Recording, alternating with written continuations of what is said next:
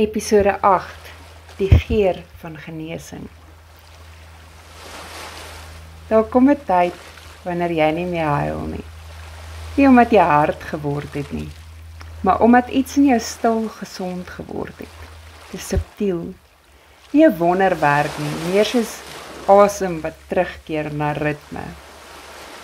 Ek het dit eers in klein goed begin ruik. Vars koffie, reën teen sink, kamer sonder spanning.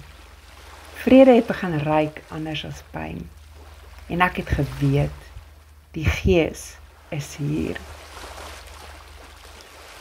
Die wêreld leer jou om genesing te soek in dramatiese oomblikke.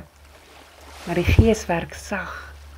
Hy verander nie altyd jou omstandighede nie. Hy verander hoe jy daarin asemhaal. Dis hoe ek geweet het, ek is besig om te genees. Ek het ophou verduidelik. Ek het net begin wees. Ek het die behoefte verloor om mense te laat verstaan wat ek gevoel het. Want vrede het geen verdediging nodig nie.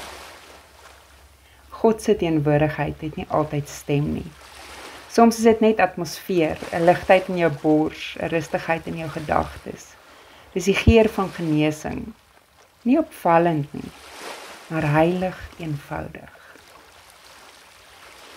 Hy genees die gebrokenis van hart en hy verbind hulle wonde. Ek het begin verstaan. Genesing beteken nie jy vergeet nie. Beteken jy kan onthou sonder seer. En in daardie stilte het ek vrede begin proe.